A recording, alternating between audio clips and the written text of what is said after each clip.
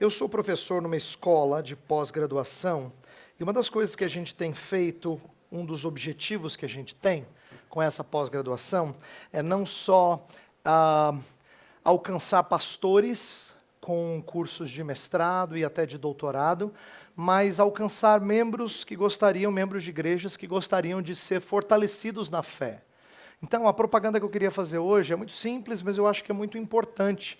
A gente tem um curso totalmente EAD, que é para pessoas que têm uma formação, qualquer que seja, uma formação universitária, e gostariam de estudar teologia, mas não têm condições de separar tempo, ir para uma escola, fazer disso um estudo mais focado, né? Ou fazer isso de tempo integral. Então, nosso ensino à distância, o EAD, ele ganhou um formato novo, por isso que a propaganda fala da nova EAD. Antigamente tinha um formato diferente, agora ele tem vários blocos distintos e você faz todos esses programas em um ano. Você pode começar a qualquer época do ano, mas é interessante começar no início por causa da proposta. Então, por exemplo, eu faço parte de um dos programas em que eu dou aula sobre teologia sistemática e a gente aprende um pouco sobre a doutrina cristã no decorrer de 8 cursos ao longo de um ano. E existem outros programas, existe teologia bíblica, então para entender melhor partes da escritura.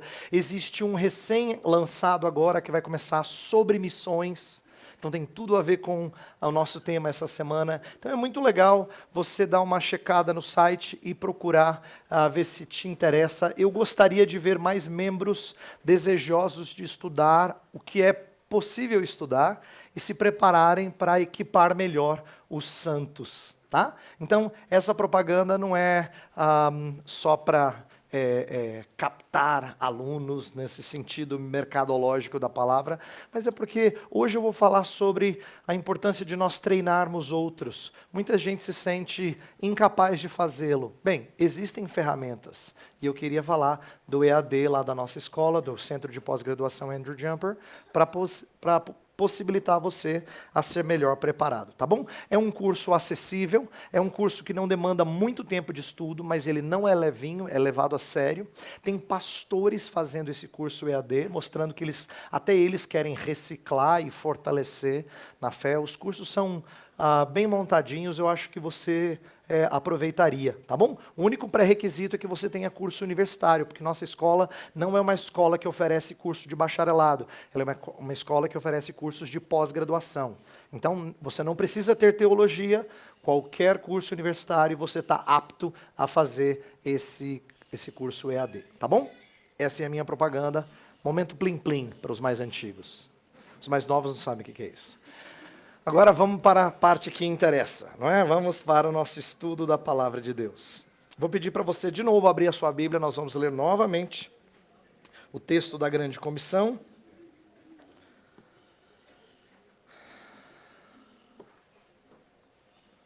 Mateus capítulo 28.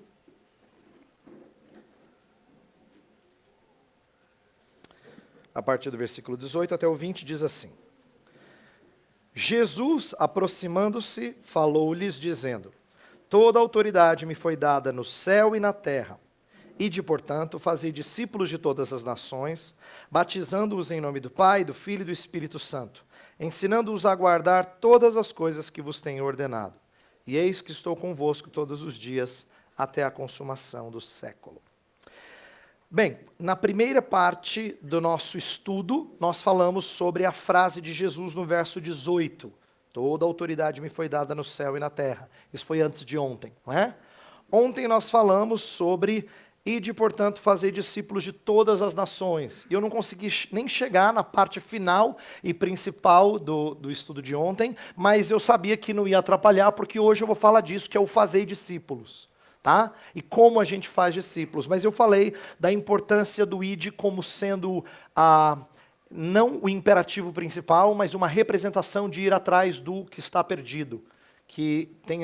O espírito missionário é que a gente não espera eles chegarem. A gente vai atrás deles, a gente os socorre, como é típico do pastor em relação à ovelha. Tá? E aí falei também de todas as nações como sendo um símbolo das dificuldades que a gente tem de transpor barreiras culturais. Aí a gente falou sobre como é que a gente deve fazer isso. E de como transpor barreiras culturais é um excelente exemplo do espírito de humilhação que Cristo Jesus teve. Eu até mencionei aquele texto famoso de Filipenses 2, que fala, tende em vós o mesmo sentimento que houve também em Cristo Jesus. E aí descreve o sentimento de humilhação de Jesus Cristo, para dizer que a gente deveria ter um espírito parecido. Então, quando a gente atravessa barreiras culturais, a gente precisa abnegar-se de certas características nossas, que são secundárias, que não nos definem essencialmente. Não é? Às vezes a gente fala de certas coisas como sendo imutáveis, elas não são. Que a gente curte, nossa diversão, nossos sonhos, nossos gostos, comida, costume familiar, tudo isso é secundário. Para um cristão, só tem uma coisa que não é secundária, sua identidade em Cristo. Então, isso tem que permanecer à medida que outras coisas são deixadas. Às vezes eu brinco, acho que eu já usei esse exemplo, o Baltazar deve saber muito disso, que já vivenciou isso. Uma das coisas que mais me surpreendia quando eu ouvia falar de jogador de futebol brasileiro que ia para a Europa, ele falava assim, estou levando a cozinheira junto, porque lá arroz, feijão, tal, não pode faltar, né? Quer dizer, a ideia de que você vai para um lugar, aproveitar de uma cultura nova, mas você não consegue se desprender da sua comidinha caseira, brasileira, não é? Esse é um exemplo daquela mentalidade que eu falei ontem que não é boa, dicotômica, do imigrante. E como a gente tem que aprender a se despir das coisas que são secundárias a fim de ganhar pessoas. Com um propósito de ganhar pessoas. É assim que a gente faz, como missionário que encarna essa ideia de eu tenho que me tornar como eles. É assim que o Salvador mostrou amor por nós, quando se tornou um de nós, a fim de nos atrair para o Pai. Bem, é disso que nós falamos ontem, e eu queria terminar só iniciando o que significa fazer discípulos, mas eu vou trabalhar isso hoje, tá? Então, o que a gente vai trabalhar hoje? 3 pontos. O alvo da missão, que é fazer discípulos. Eu vou falar sobre o que significa ser discípulo e o custo envolvido em ser discípulo. E esse objetivo e custo tem um propósito vertical, que é honrar a Cristo. Depois eu vou falar sobre o processo de se tornar um discípulo, como é que o Espírito opera isso em nós. E depois vamos destacar o objetivo horizontal do discipulado. Isto é, se tem um propósito, um objetivo vertical, que é honrar a Cristo, o objetivo horizontal é alcançar pessoas, fazer outros discípulos. Esse é o meu primeiro ponto, eu vou tentar falar tudo isso rápido, mas ele vai ser um ponto um pouquinho maior. Depois eu vou falar outros 2 pontos que são a minha ênfase, o que era o que eu tinha planejado para hoje, que é, batizando-os em nome do Pai, do Filho e do Espírito Santo, a gente vai falar da importância da vida da igreja na missão, tá? Batismo é um dos sacramentos da igreja que normalmente não entram num curso de discipulado como sendo muito importante. E eu vou tentar mostrar como ele é representativo do que acontece quando a igreja está envolvida nesse processo de discipulado. E por último, a gente vai falar do início do verso 20, ensinando-os a guardar todas as coisas que vos tenho ordenado. Explicar essa ideia de qual é o foco do ensino. Ensinar todas as coisas é muita coisa. Ensinar todas as coisas é tanta coisa que dá a impressão que você não vai chegar nunca no final. Então, o que você faz quando Jesus chega e fala assim, gente, ensina tudo que eu ensinei? Ok. É um pouco grande isso. O senhor quer que eu faça o quê? Não, tudo que eu ensinei, tudo. Ainda assim, você fica meio aflito, né? Se ensinar tudo que Jesus ensinou. Então, eu quero que a gente aprenda a focar e entender o que é que Jesus quer com isso, tá bom? Então nós temos 3 pontos, o alvo, depois nós vamos falar sobre a base da missão, que é a igreja, e por último sobre o foco da missão. Alvo, base e foco, esses são meus 3 pontos. Vamos lá, começar com o alvo. Então vamos falar sobre o alvo, e eu deixei bem claro que o alvo é fazer discípulos. Esse é o verbo principal desses 3... o imperativo principal desses 3 versos que a gente tem lido desde o início da semana, tá bom? Fazei discípulos. Se alguém te perguntar qual é a grande comissão, fazei discípulos. Ela está fundamentada na autoridade de Cristo, a sua vitória, mas a ordem principal não é o ide, é o fazei discípulos. Então, o que é fazer discípulos, né? O que significa ser um discípulo? A ênfase de Cristo não é tanto em transmitir uma habilidade. Muita gente, quando pensa em discípulo, pensa em alguém que aprendeu, uma espécie de aprendiz mesmo, que está junto de um mestre para adquirir uma habilidade de artesanato, a habilidade de fazer alguma coisa. Eu aprendi com o fulano, não é? Ele está pensando em comunicação de habilidade. Mas essa é ou se não de um aluno que está aprendendo não só uma habilidade, mas um campo de pesquisa. Tanto a ideia do aprendiz quanto do aluno, ela limita demais. Discípulo não é só isso. Se a gente acha que é isso, a gente encarnou o espírito do artesão ou do professor e esquece que tem outras facetas do discipulado. Tá? Então, o discipulado tem mais a ver com... primeiro, ser convocado por Jesus. Isso é uma coisa interessante. Um dos autores que eu lia falava assim que na cultura rabínica judaica, você escolhia o seu mestre. Jesus Cristo fez diferente. Ele chamou os seus discípulos. Não é interessante?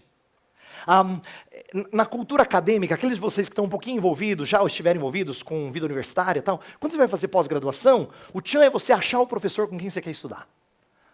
Você fala assim, eu vou estudar com o professor tal, na universidade tal. Você vai atrás.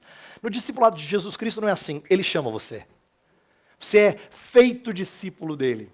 A primeira coisa a gente aprender é que discípulo não é algo que começa em você, começa nele. Ele é que te convoca. Ele é que te chama.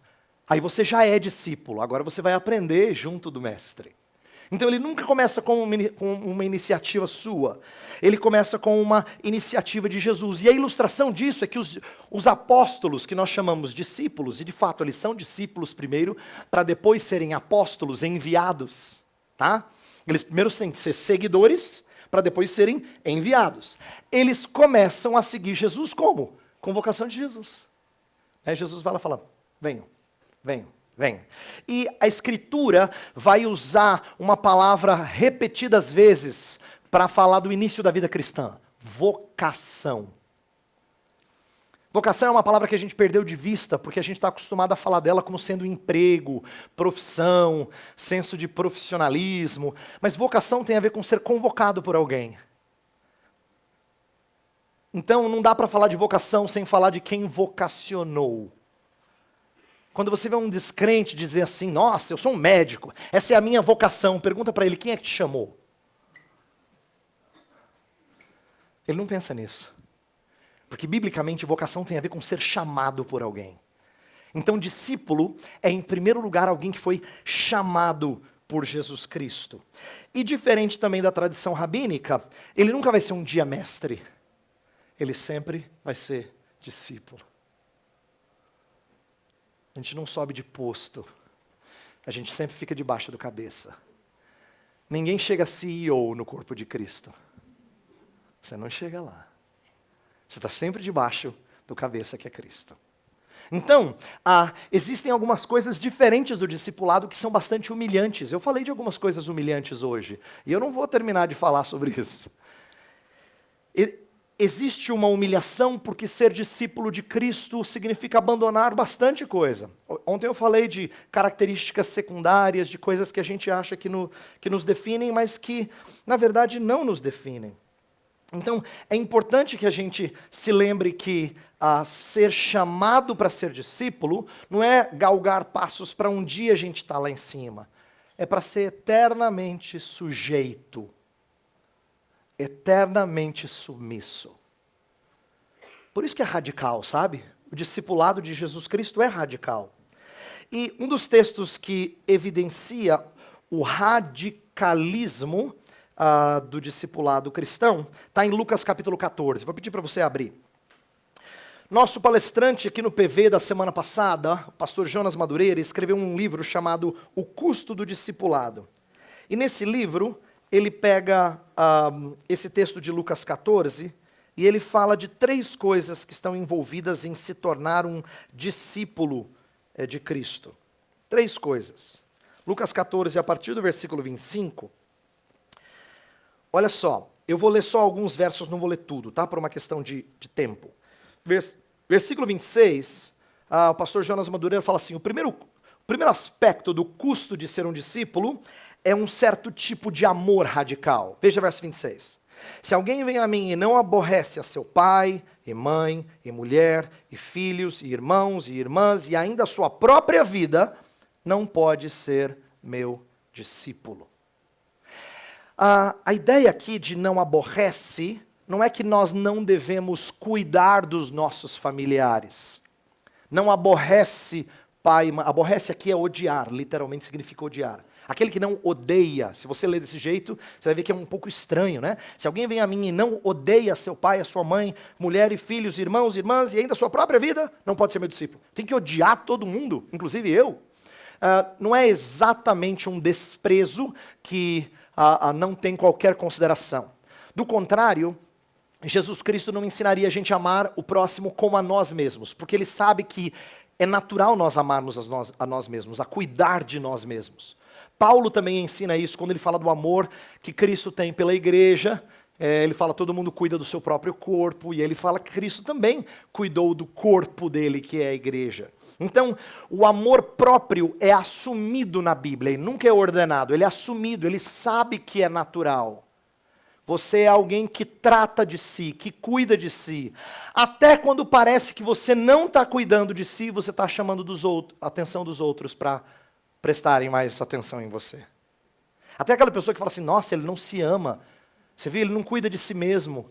É para atrair a atenção dos outros, para olhar para ele. Porque no fundo, a gente não consegue deixar de cuidar de nós mesmos. Tratar de nós mesmos. A única forma da gente deixar de se amar demais é quando a gente ama mais a Cristo.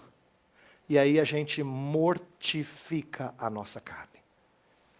Essa é uma das coisas muito bonitas do Evangelho. Ser discípulo significa fazer uma coisa que nenhuma outra, de Cristo no caso, claro, significa fazer uma coisa que outra religião não consegue fazer, nenhuma outra religião consegue fazer, que é morrer para si e viver para outro. Outras religiões têm práticas ascéticas, né? Se privar, se machucar, dizer que faz tudo pelo Deus ou pela divindade que adora. Mas tudo isso, Paulo falou, não é vão. Tem cara de piedade, mas na verdade promove soberba, ele fala em Colossenses. Promove soberba. Por quê? Porque foca nos seus atos. Deixa eu explicar uma coisa para você. A beleza do Evangelho é que mortificação não é algo feito por você. É outro que te mata para viver para Cristo. Você não consegue morrer para si. Você não consegue morrer para si. Se não for o Espírito de Deus sufocar você, você não consegue morrer para si. Por isso que as outras religiões não conseguem fazer isso. Nenhuma, por mais rigorosa que seja, não consegue deixar de se amar. Ela só infla o amor próprio. Então, quando Jesus está ensinando aqui sobre aborrecer pai e mãe, significa ordenar nossos amores. Isso tem que ser subordinado ao amor por Cristo. Todas essas coisas têm que descer para que o amor por Cristo suba. Essa é a ideia. Se você não ama desse jeito, você não pode ser meu discípulo. Olha que radicalidade de amor, em que todas as coisas, todos os queridos ao nosso redor. Veja que Jesus não citou gente desinteressante ou não importante. Ele citou gente próxima e fechou com a pessoa mais próxima de você. Você. Para dizer, se isso tudo não descer na sua lista de amores, para que Cristo seja soberano, supremo, então você não pode ser meu discípulo. Segunda coisa do custo do discipulado é o tipo de sofrimento, versículo 27. E qualquer que não tomar a sua cruz e vier após mim, não pode ser meu discípulo. O que significa que esse tomar a sua cruz? Significa ser alvo de escárnio, assumir uma posição de desprezo. Nesse livreto, não é um livro grande, é um livro fácil de ler, do pastor Jonas Madureira. Ele fala uma coisa interessante, ele diz assim, Jesus ainda não tinha morrido na cruz. Então, se ele não tinha morrido na cruz, cruz era sinônimo de quê para os seus discípulos? De vergonha, de desprezo. Tomar a cruz significa ser tratado como se fosse bandido. Exato. Quando a gente segue a Cristo é assim. A gente é tratado como se fosse bandido. Como se fosse alguém desprezível. É esse tipo de sofrimento que envolve, que faz parte do discipulado. Então é isso. É você sair do anonimato para incorporar uma vida de desprezo. Eu gosto demais da história de Nicodemos. Porque a história de Nicodemos, a gente está mais acostumado a lembrar do capítulo 3, da conversa de Nicodemos com Jesus sobre nascer de novo, voltar, como é que pode um homem voltar para a barriga da sua mãe, tal. Mas a gente se esquece que o apóstolo João é o único que trata de Nicodemos e ele pincela Nicodemos ao longo do seu evangelho. No capítulo 3, Nicodemos procura Jesus à noite. E o final do capítulo 3, perto do final, Jesus fala assim, que os homens amaram mais as trevas do que a luz. Olha a pancada em Nicodemos. Porque eles preferem as trevas, porque as trevas escondem as suas obras más. A luz, ela mostra a sujeira, as obras más. Então Nicodemos estava buscando a Jesus de noite. No capítulo 7, ele ousa defender Jesus no Sinédrio. É sufocado, mas é a primeira vez que ele abre a boca. E no capítulo 19, quando Jesus Cristo foi morto, ele resolve, junto com outros, sepultar a Jesus. É o momento que ele assume a identidade de um discípulo de Cristo. Quando Jesus estava no ápice da sua vergonha, aos olhos dos homens, ele diz, esse é o meu Senhor. Então João mostra o que significa na vida de um Nicodemos sair das trevas para a luz. Sair do anonimato e abraçar o custo do discipulado. De identificar-se com aquele que sofreu. E a última coisa do custo do discipulado está no verso 33. Assim, pois, todo aquele que dentre vós não renuncia a tudo quanto tem, não pode ser meu discípulo. A ideia de desapego. Você lembra como isso foi difícil para o jovem rico, não é? Jesus falou para ele, então é simples, falta uma coisa só, vai, vende tudo que tem, dá aos pobres, depois vem e segue-me. E ele sai triste.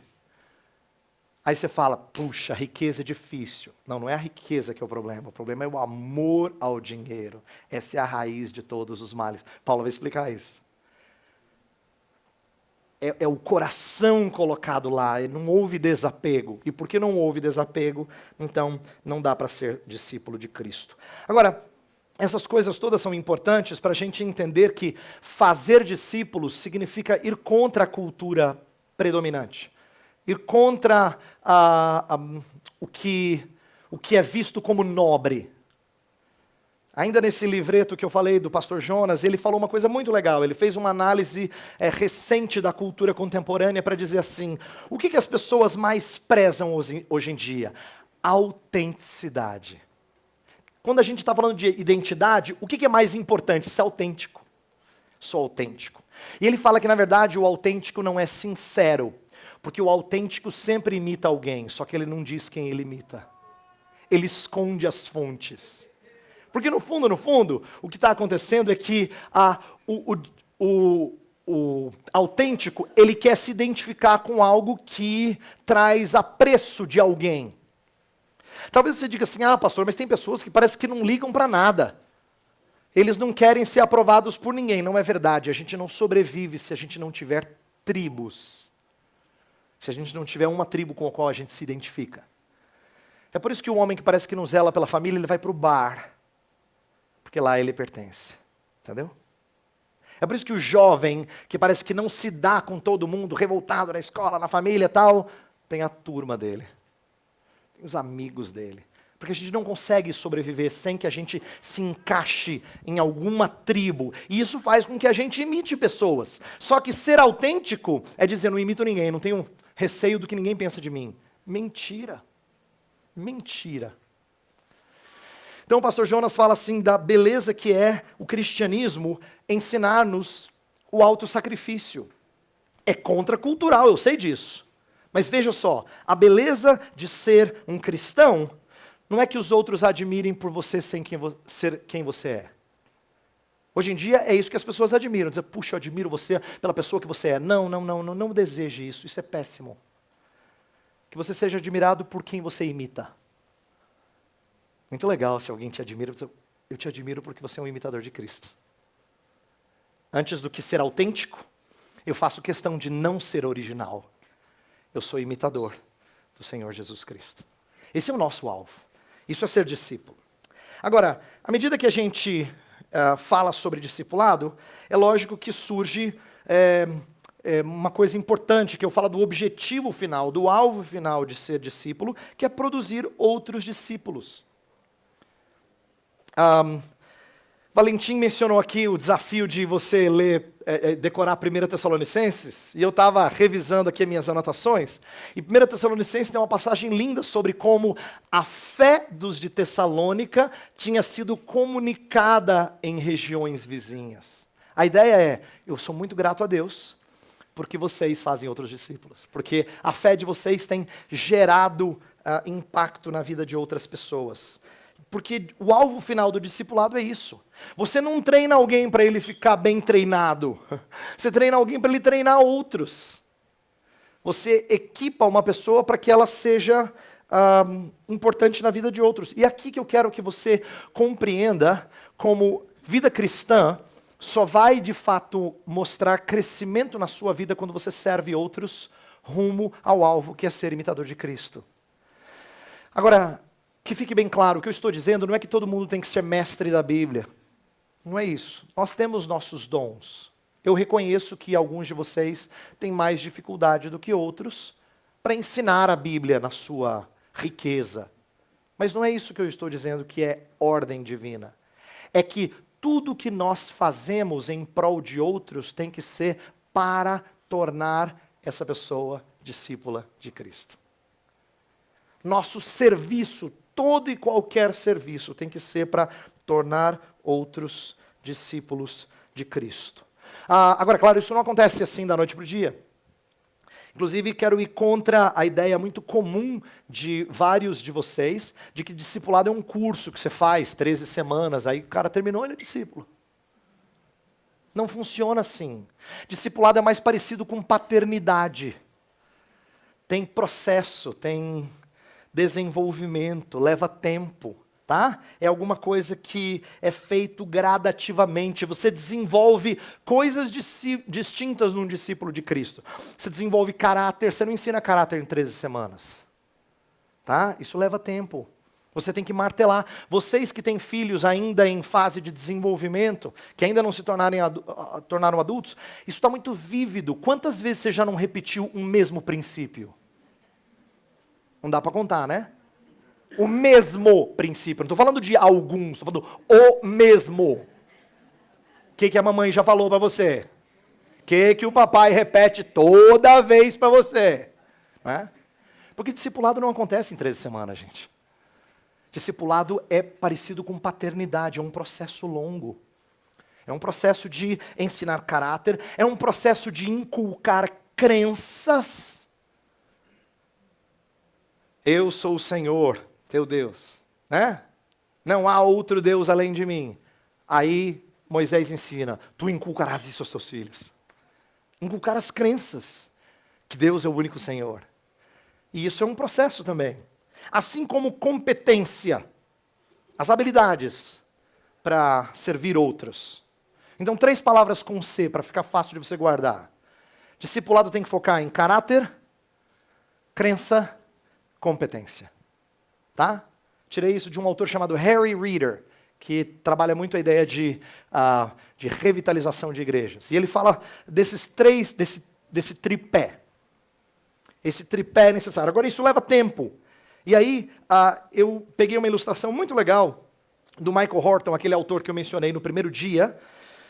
Ele fala que o processo de discipulado se assemelha muito aos diferentes estágios de aprendizagem na educação antiga. Ele está falando de educação clássica. Para aqueles de vocês que conhecem um pouquinho de educação clássica, já ouviram falar do trivium, o Michael Horton diz que discipular parece o trivium.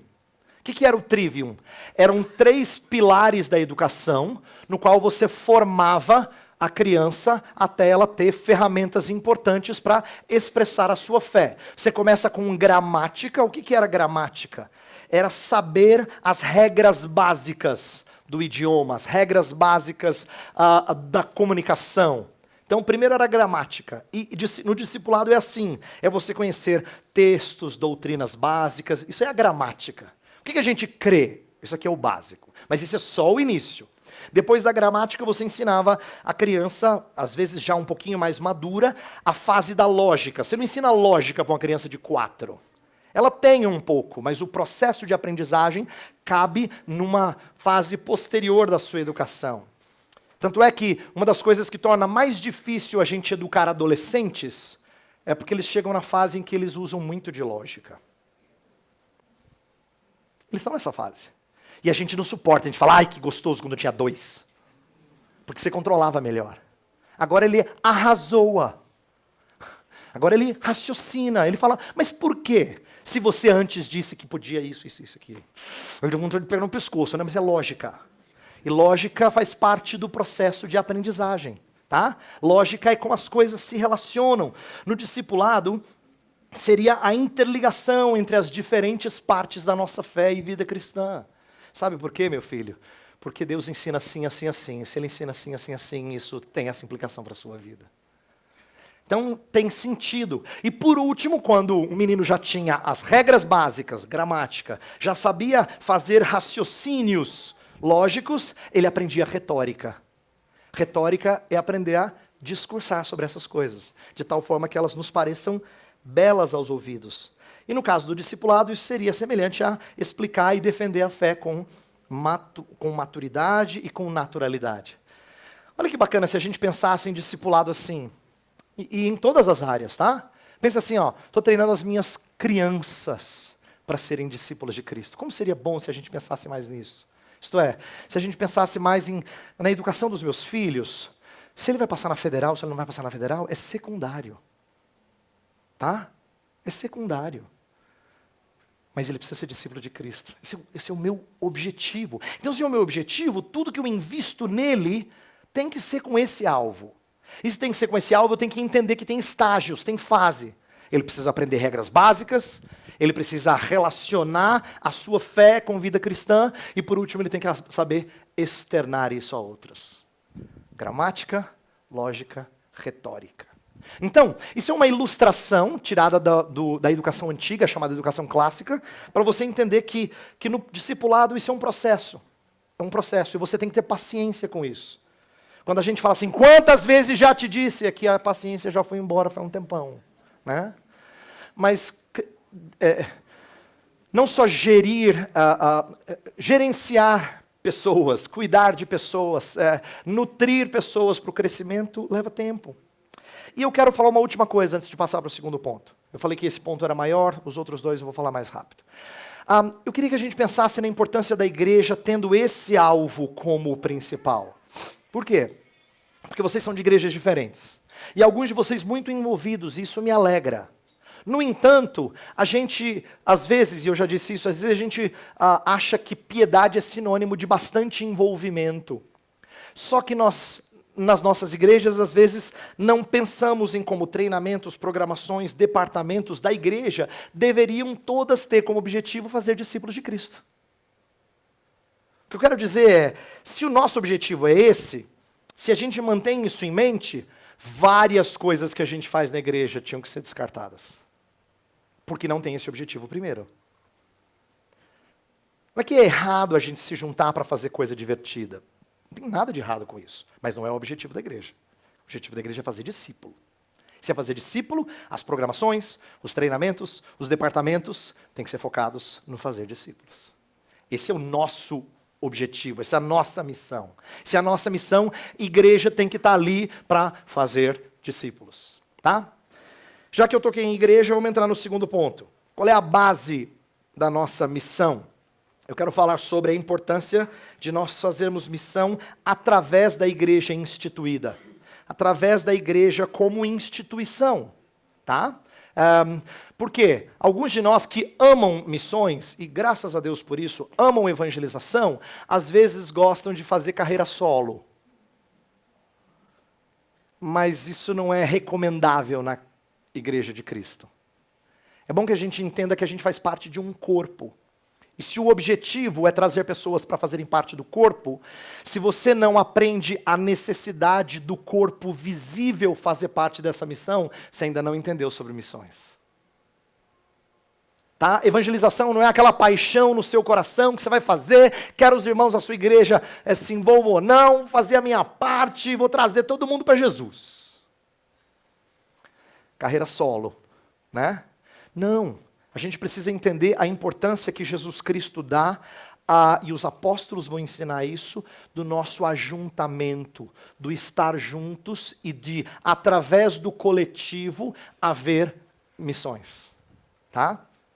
Então, isso é muito importante em dias nos quais as pessoas têm desprezado mais e mais a instituição.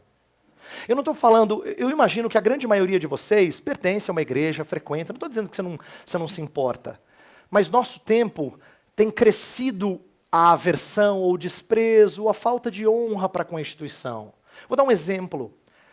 Tem se tornado mais e mais comum nas igrejas evangélicas brasileiras apreciar um pregador da internet e ter um certo desprezo para com um pregador local. Ainda mais se você faz parte de uma igreja que não é assim, uma igreja que bomba, que é muito popular. Isso é muito comum ao redor do Brasil. Tá? É um fenômeno, inclusive é um fenômeno esquisito. Por quê? Presta atenção. Porque as pessoas são capazes de gostar daquele pregador e da fé que ele prega, embora seja diferente da que ele ouve no púlpito, mas ele fica na igreja dele. Olha que coisa esquisita. Uma desconexão entre o que se ouve e a instituição. Isso é um fenômeno típico do nosso tempo. O que isso aponta? Várias coisas, mas eu vou focar em uma delas.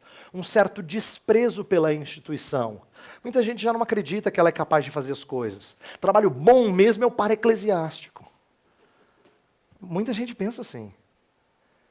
Por quê? Porque acha que para-eclesiástico é alternativa, ao invés de entender que para-eclesiástico significa que anda ao lado da igreja, que é mera apoiadora da igreja.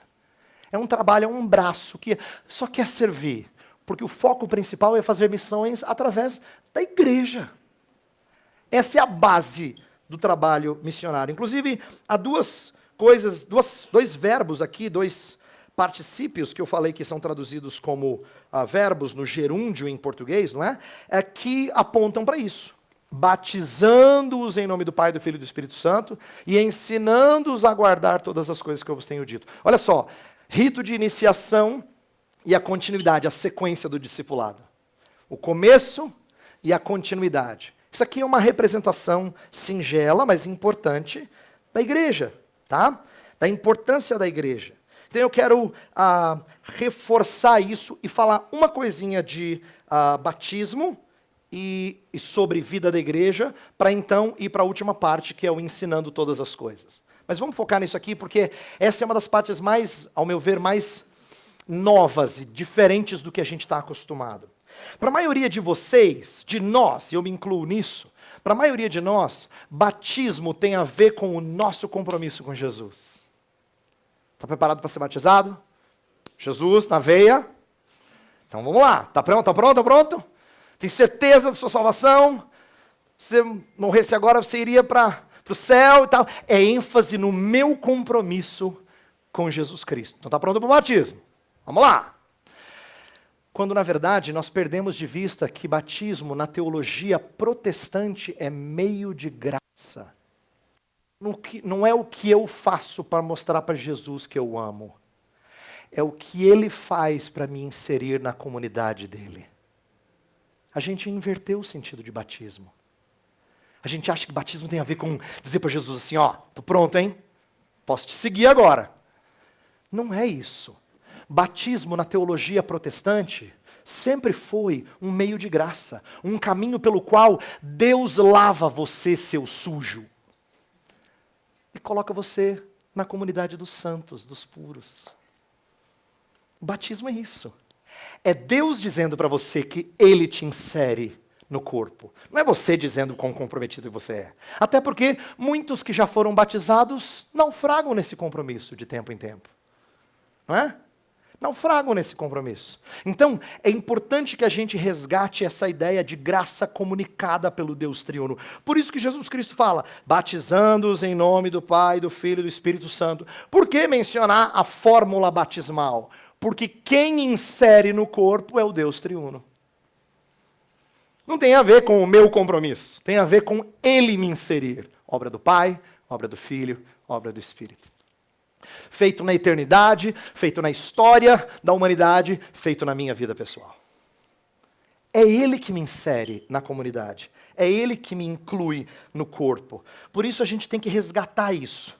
A igreja, ela tem a incumbência, ela foi autorizada a batizar e falar de perdão de pecados, porque Deus triuno faz isso. Porque o Deus triuno restaura, porque o Deus triuno perdoa e inclui na comunidade da aliança. Então, eu queria primeiro falar da importância da gente entender isso. Jesus não está inserindo essas palavras à toa. Ele não está só criando uma formulazinha na hora de você batizar para você dizer em nome do Pai, do Filho e do Espírito Santo. Amém. Né? Não é isso.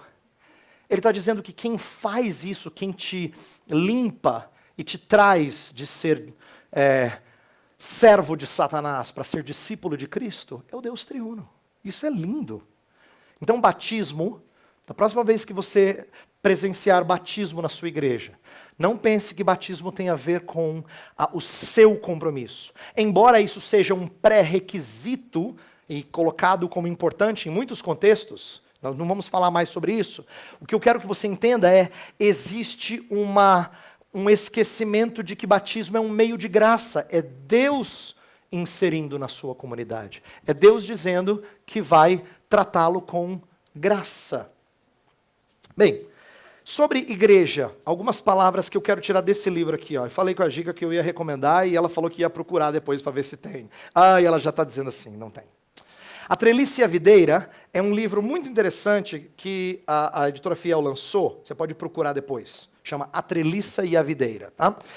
Sobre a importância de fazer discipulado na vida da igreja. E os dois autores são australianos. Eles confrontam uma mentalidade de igreja que não é muito saudável. E por isso precisa ser confrontada mesmo. Eles falam assim, ó, a igreja, por natureza, sempre tende ao institucionalismo. Isso não demora muito tempo para a igreja que antes começou na casa, e bem informal, e a gente cultuava o Senhor, e tinha tempo juntos, depois começa a ter ordem.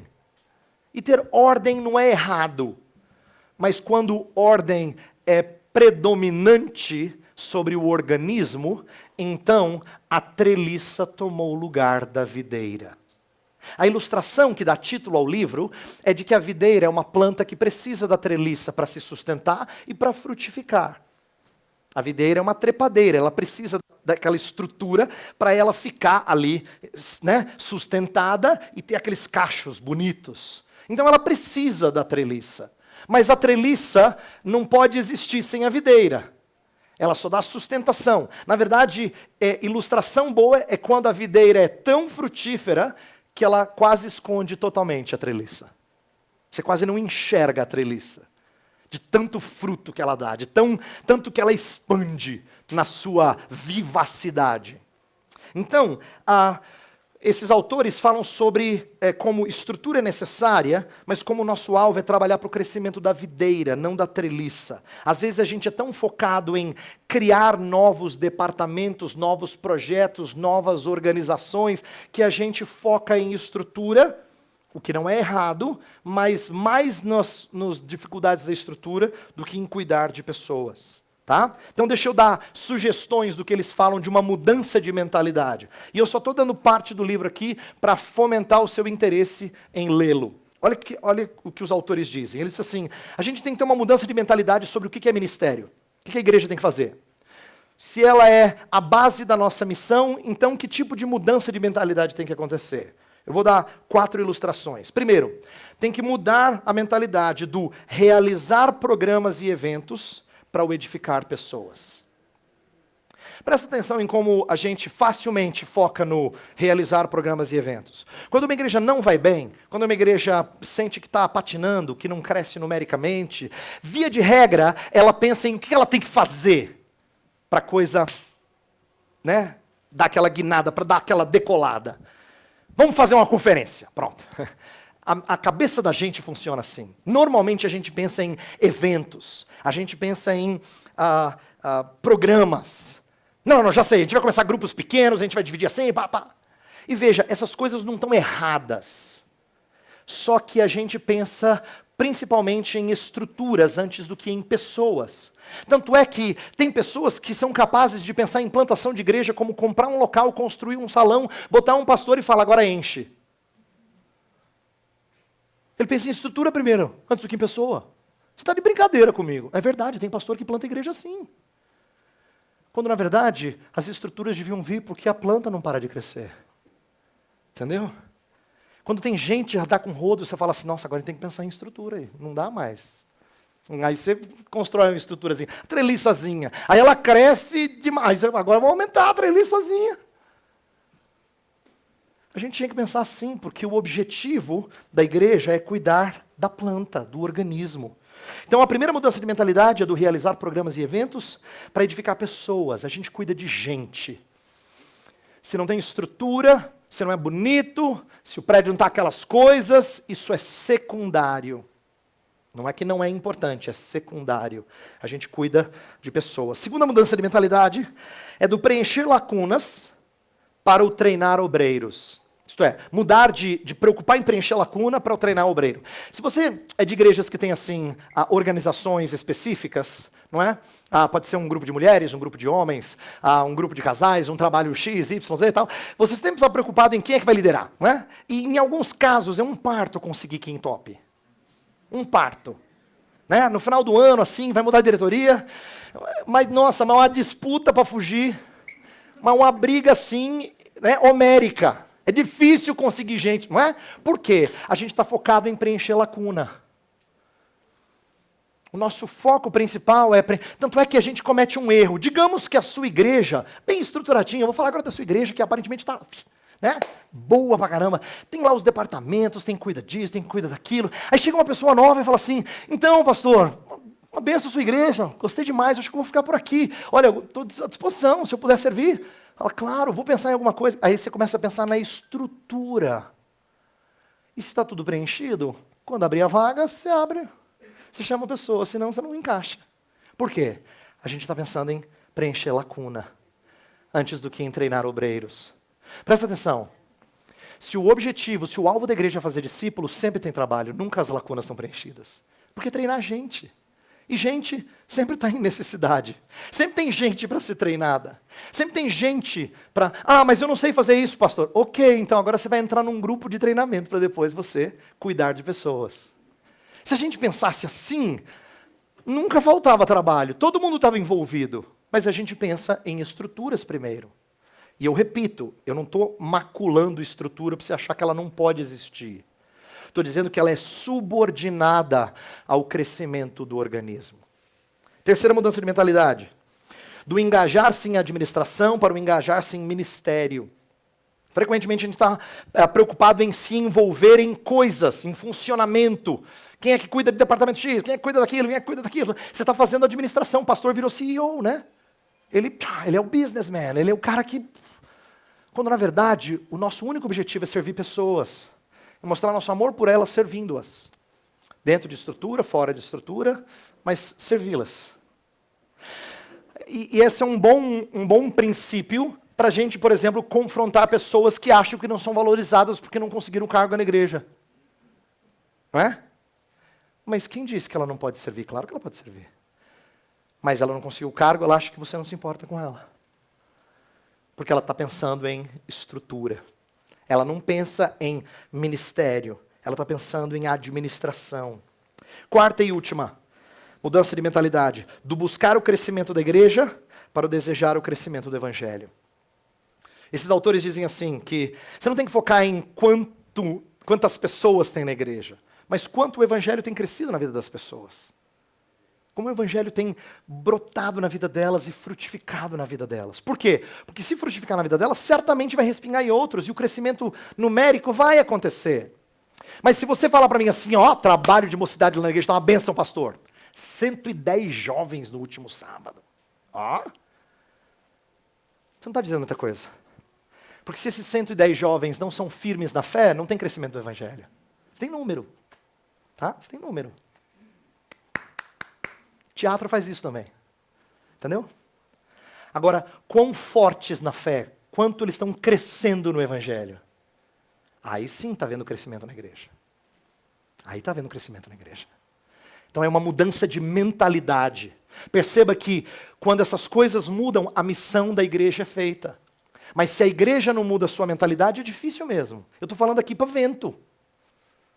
Se a igreja não passa por uma mudança de mentalidade, se você não ora para que Deus use você, use a liderança da sua igreja, para ter essa mudança de mentalidade, de focar em pessoas, de treinar pessoas, de focar em ministério, em servi-las, de desejar o crescimento do evangelho na vida delas, a gente não vai fazer missão. A gente vai fazer atividades, mas não a missão. Por último, o terceiro e último ponto, versículo 20 fala assim, começa assim: ensinando-os a guardar todas as coisas que vos tenho ordenado. É bastante, eu sei. E fica difícil a gente saber o que é todas as coisas. Por exemplo, o apóstolo Paulo, quando teve 3 anos com os Efésios, fala assim para os presbíteros de Éfeso. Ele fala assim: Deus é testemunha de que eu não deixei de vos ensinar todo o desígnio de Deus. A ideia é de que ele tinha ensinado o pacote completo. Você fala, cara... Aí você prega para pastores e fala assim, nós temos que pregar todo o desígnio de Deus. Ele fez em 3 anos, hein? Então você está na igreja, tem uns 10, você não pregou ainda, você está ruim, porque ele fez em 3. Né?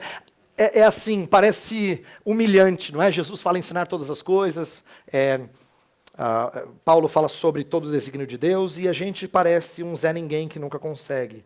Em nossos dias, tem surgido uma tendência de falar dessa amplitude através de uma linguagem de integralidade. Evangelho integral, evangelho todo para o homem todo, e falar de envolvimento em questões sociais. Isso tem sido uma tendência muito forte em nossos dias, não é a primeira vez que isso aparece, mas tem voltado com força em nossos dias. Nessa hora, o Michael Horton, no livro que eu citei no comecinho da nossa semana, A Grande Comissão, ele faz uma distinção muito legal. Ele diz assim, olha, a gente tem que entender que o cristão tem 2 deveres importantes. Ele chama de a Grande Comissão e o Grande Mandamento. A Grande Comissão, a gente está falando sobre ela, é fazer discípulos, né, pregar o Evangelho. O Grande Mandamento é amar o próximo. Ele fala assim, o Grande Mandamento é um dever de todo cristão, mas não necessariamente em todas as suas manifestações, deve estar presente na igreja instituída. Então olha a sacada dele, ele fala assim, não é verdade que a igreja, para ser igreja, tem que ter um orfanato. Não é verdade que igreja, para ser igreja, tem que ter um sopão. Igreja, para ser igreja, tem que cuidar de necessitados em outra área, ou abrir uma escola. Não é verdade que para ser igreja tem que ter. Agora, para ser igreja, tem que pregar o Evangelho e fazer discípulos. Então, o que é essencial para a igreja ser igreja? É fazer discípulos. É pregar o Evangelho e ensinar as pessoas a verem o Evangelho frutificar nas suas vidas. O amar o próximo é um dos efeitos do Evangelho na vida dela. Pode acontecer na estrutura institucional de uma igreja, mas pode não acontecer. Isso não desmerece a igreja, contanto que os seus membros individualmente sejam envolvidos em atos de amor para com o próximo. O que eu quero que você entenda é o seguinte, não é verdade que para a gente amar o próximo, a gente tem que estar envolvido em organização oficial da igreja instituída. Você pode muito bem participar de projetos sociais que não estejam ligados à igreja, mas que é onde você demonstra amor para com o próximo. Que bom, porque o seu propósito, horizontalmente falando, é mostrar amor para com o próximo. Esse é o seu objetivo. Mas não é verdade que para a igreja ser igreja, a instituição tem que criar um espaço para você amar o próximo. Você tem oportunidade para amar o próximo o tempo todo. Você pode se envolver em uma série de coisas. E você tem que lembrar que existem maneiras diferentes de amar o próximo. Se você é alguém que cuida de um certo tipo de pessoas, não pense que os outros têm que cuidar do mesmo tipo de pessoas. Uma vez eu tive que ensinar uma senhora que eu até hoje admiro muito. Essa senhora, ela trabalhava com presidiárias.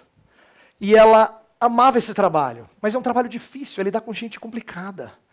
É lidar com coisas que nos assustam às vezes.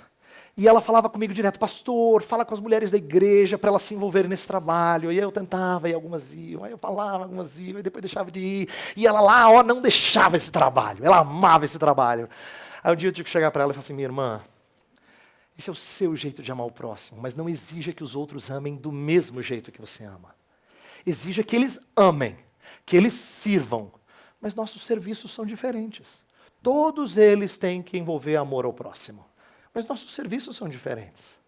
A gente serve de acordo com nossas habilidades, com os nossos dons. Para você isso vem naturalmente, para outros não vem. É importante a gente aprender isso, porque senão a gente vai exigir de outras igrejas coisas que não são essenciais à igreja para ela existir. Tá? Nosso foco tem que ser o evangelho, o fazer discípulos e desafiar as pessoas a pensar nas implicações disso.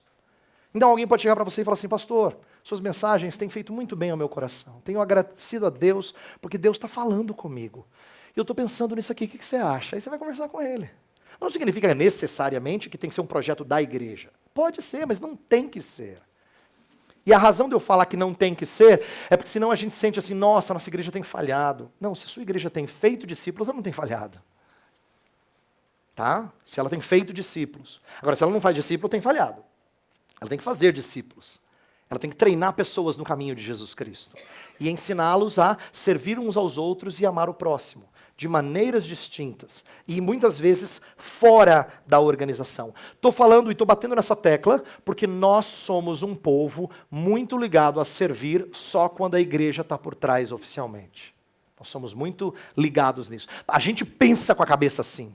Você fala, vou servir, é um trabalho da igreja. Se é um trabalho da igreja, aí eu meto a minha mão. Se não, porque a gente não pensa que amor ao próximo tem que fazer parte de todo o projeto nosso em convivência com outras pessoas. Tá? Então, pense na importância de focar naquilo que faz da igreja igreja. E as implicações, a gente vai ver a multiforme graça operar de maneira diferente na vida das pessoas. Tá bom? Eu vou parar por aqui.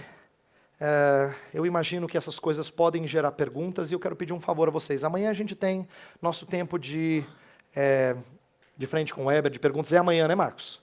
Amanhã. Então, se você tiver dúvidas, escreve. De repente vai ser uma oportunidade boa de responder para vários aquilo que é uma dúvida sua, até porque sua dúvida dificilmente é particular. Dificilmente só vale para você. Nós somos gente muito parecida. As circunstâncias são peculiares suas. Mas as dúvidas que a gente tem sobre vida cristã, normalmente outras também têm. Então, se você tiver, escreva, aí você pode trazê-la amanhã, tá bom? Eu vou orar e a gente encerra. Pai bendito, nós ouvimos hoje sobre o discipulado, sobre a importância da igreja focar nisso, sobre a importância dela não perder o seu objetivo final, que esse seja o foco principal. Que nós amemos a instituição igreja, mas que trabalhemos não em prol de programas, departamentos e eventos, mas que trabalhemos em prol de pessoas. Treinando pessoas, caminhando junto de pessoas, fazendo pessoas mais parecidas com Cristo por obra do Espírito. Se é o Teu Espírito que faz isso em nós, pedimos que Ele acompanhe e frutifique as obras das nossas mãos. Faz com que nosso semear redunde em germinar e crescimento. Tem misericórdia dos meus irmãos aqui. Em especial, Senhor, quero orar pelos pastores e pelos líderes da igreja que aqui estão. Presbíteros, diáconos, pessoas envolvidas em escola dominical. Promove neles uma mudança de mentalidade, se necessário for. Faze-os entender o foco principal da igreja e gastar suas vidas nessas coisas. Faz com que pais aqui presentes, Senhor, tenham como objetivo principal de suas vidas treinar filhos a serem imitadores de Jesus. Pai, pedimos que Tu despertes no coração dos jovens que aqui estão um fervor por ir atrás de outros. Senhor, usa o ânimo e a empolgação que eles têm para fazerem deles pessoas dedicadas. Essa é uma fase da vida em que estudar, procurar emprego e firmar-se profissionalmente chama a nossa atenção. Mas não nos permita esquecer que tudo isso tem que ser feito subordinado ao buscar pessoas para Cristo. Oramos pelo Palavra da Vida, Senhor, para que seja uma instituição dedicada a isso, em fazer outros discípulos de Jesus Cristo. Se existem programas, se existem treinamentos, se existem atividades que não têm tido esse foco, que essas coisas sejam deixadas de lado. E a ênfase seja dada em fazer discípulos de Jesus. Oramos por nossas igrejas, para que nossas igrejas também tenham programas, treinamentos e eventos, todos focados nisso. Que o nosso interesse seja esse. E falemos dessas coisas com frequência, para que a tua igreja faça missões. E ela fará naturalmente, à medida que cresce, à medida que o Evangelho frutifica na vida delas. Então faz-nos gastar tempo com isso. Nós oramos em nome de Jesus. Amém.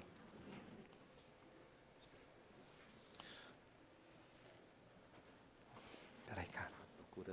Ah, legal.